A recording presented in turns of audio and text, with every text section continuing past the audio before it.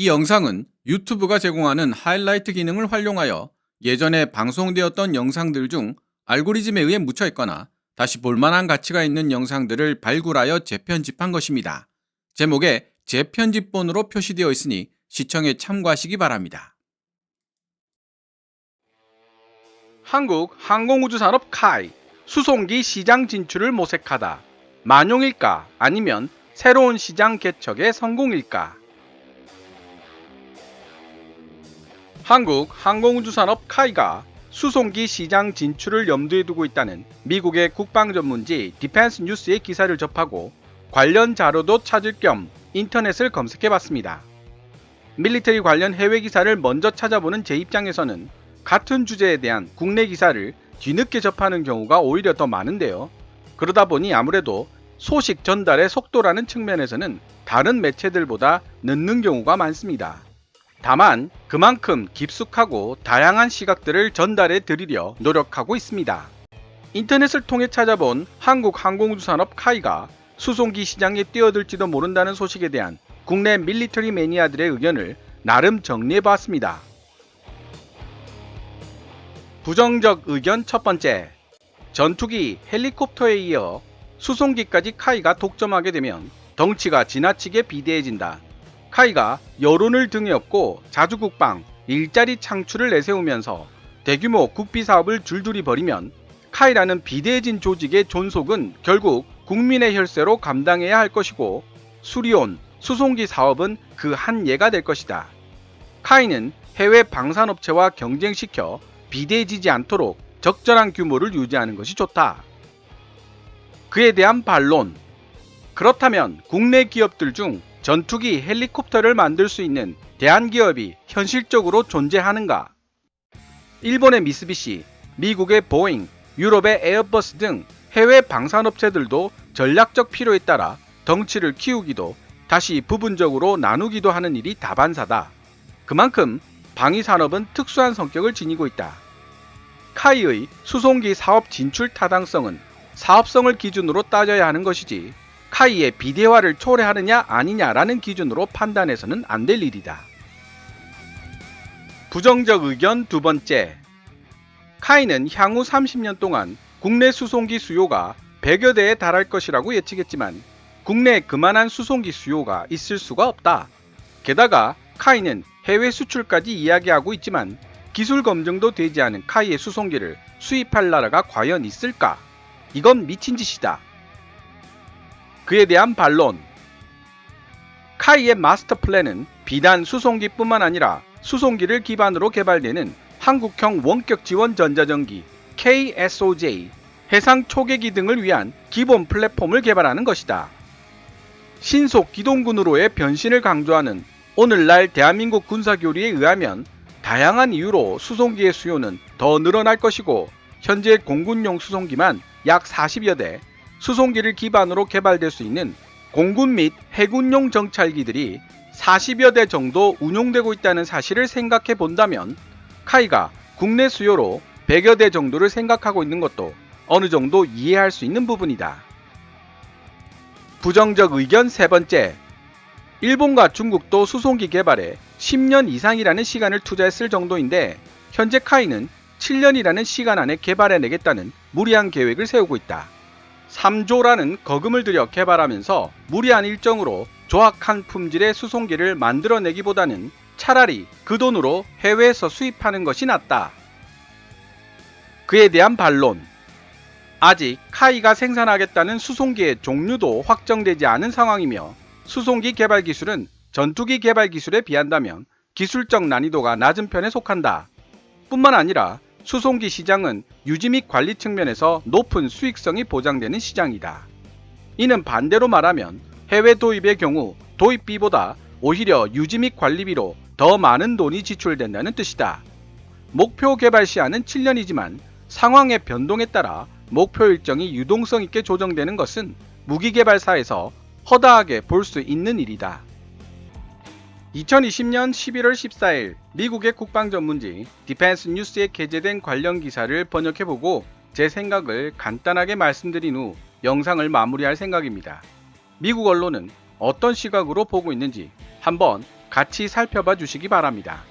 기사 원문은 노란색 글자로 표시됩니다. 한국 항공우주산업 카이가 외국계 항공기 제조업체와의 제휴를 통해 군용 수송기를 생산 제품 라인에 추가하는 방안을 검토하고 있다고 디펜스 뉴스는 밝혔다.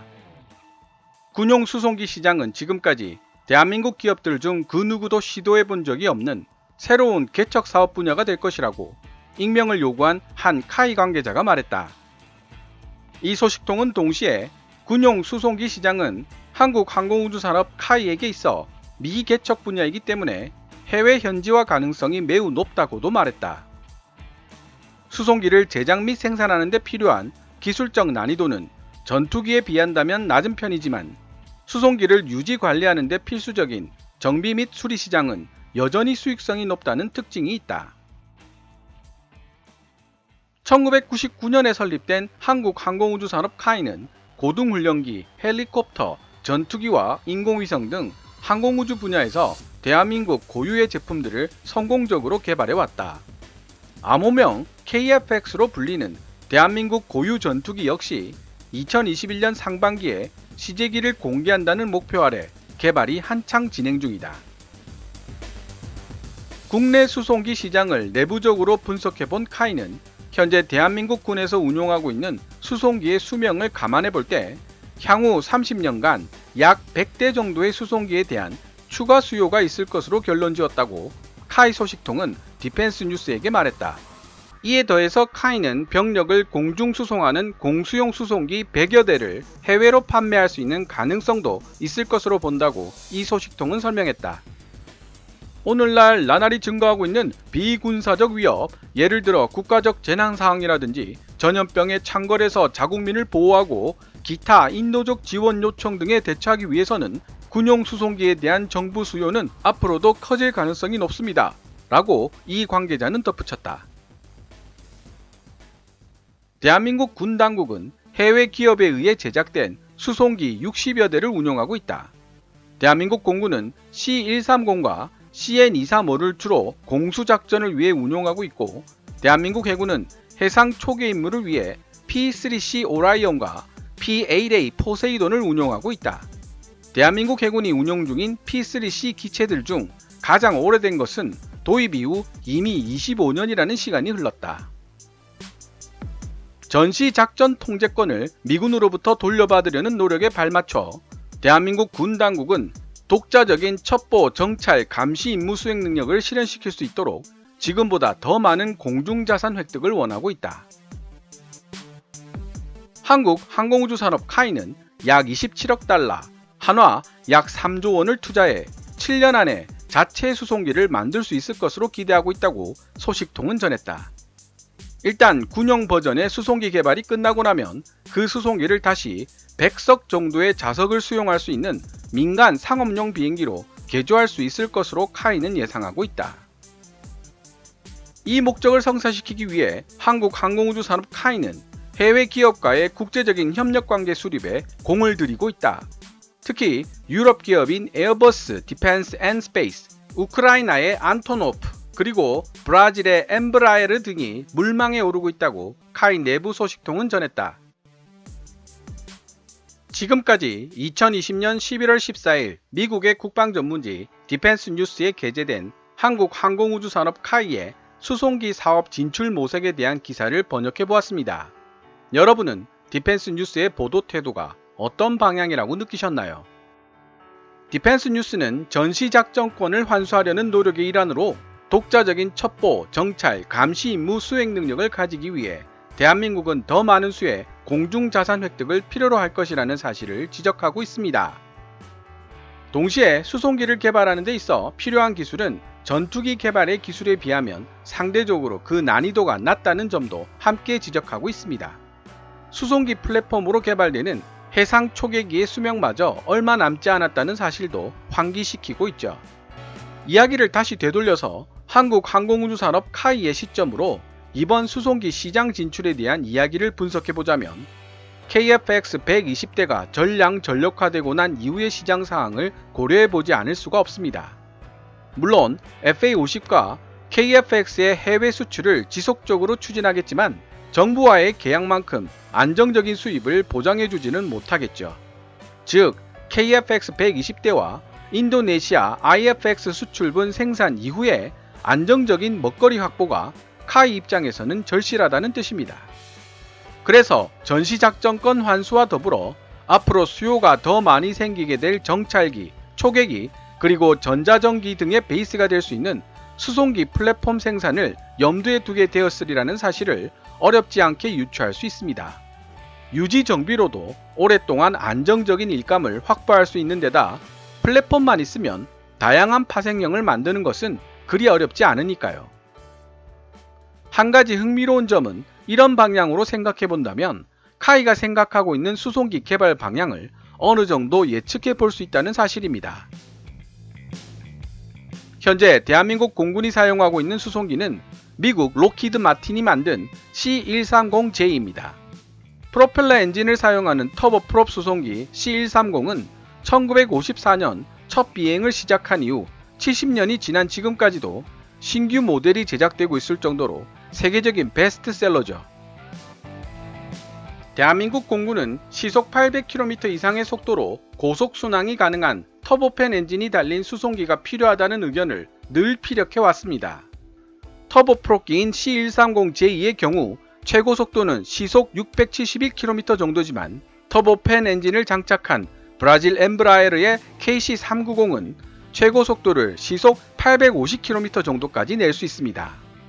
게다가 브라질 엠브라에르는 KC390이 C130J를 타겟으로 만든 수송기라고 공공연하게 발표해왔고 실제로 최근 면에서 KC390은 C130J와 거의 비슷한 크기입니다. 에어버스의 A400M도 유력한 후보로 거론이 되고 있는데요. 일단 탑재량이 C130J의 2배 정도 되는 대형급 수송기에 속하고 대한민국 공군이 C130J보다 더 큰 수송기를 원한다고 이야기했던 사실이 주목받고 있습니다. C130J와 마찬가지로 터보 프롭기임에도 불구하고 최고 속도가 시속 780km까지 나온다는 특징이 있죠. 영문판 위키피디아에는 최고 속도가 시속 825km로 표시되어 있습니다. 어떤 식으로 진행될지는 시간을 두고 지켜봐야 하겠습니다만 정찰기 및 초계기의 공동 플랫폼으로 개발되어야 하고 마리논 사건에서도 드러났듯이 유럽에 기반을 두고 있는 에어버스는 기술 이전과 공동 프로젝트 진행에 있어서 신뢰성이 떨어진다는 비판이 있습니다. 이런 과거 경험으로 미루어 봤을 때 개인적으로 브라질 엠브라에르의 KC390이 좀 더 카이의 필요에 알맞은 쪽이 아닌가 하는 생각이 듭니다. 기술 이전에 있어서 장벽도 에어버스에 비해서는 높지 않을 것 같고요. 상대적으로 무장이 빈약한 정찰기 및 초계기는 속도가 생존성에 큰 영향을 미칠 수밖에 없고 정찰 및 초계 임무를 수행할 때도 속도는 중요한 요소가 됩니다. 물론 A400M도 꽤 빠른 속도를 자랑하지만 정찰기나 초계기로 사용하기에는 덩치가 크고 그만큼 가격도 더 비싸기 때문에 KC390보다 더 많은 수를 도입하기가 어렵습니다. A400M의 유닛 코스트가 1억 8천만 달러, 한화 2020억 정도인데 반해 KC390의 유닛 코스트는 5천만 달러, 한화 560억 정도로 알려져 있습니다. 이는 어디까지나 알려져 있는 자료를 바탕으로 제가 유추한 결과일 뿐이며 실제로 한국항공우주산업 카이가 구상하고 있는 수송기가 어떤 개발 모델을 따를 것인지는 아직 알려져 있지 않습니다. 시청자 여러분들께서도 제가 알려드렸던 카이 수송기 개발에 대한 반대 의견과 찬성 의견을 읽어보시고 의견 올려주셨으면 좋겠습니다. 오늘 KKMD에서 준비한 내용은 여기까지입니다. 좋아요와 구독 그리고 광고 시청은 제작자에게 큰 힘이 됩니다. KKMD 유료 커뮤니티 채널 멤버로 가입해 주시면 조금 더 빠른 영상 시청이 가능하고 영상 제작 후원도 하실 수 있습니다. 지금까지 시청해 주셔서 감사합니다. Kevin's Military Channel KKMD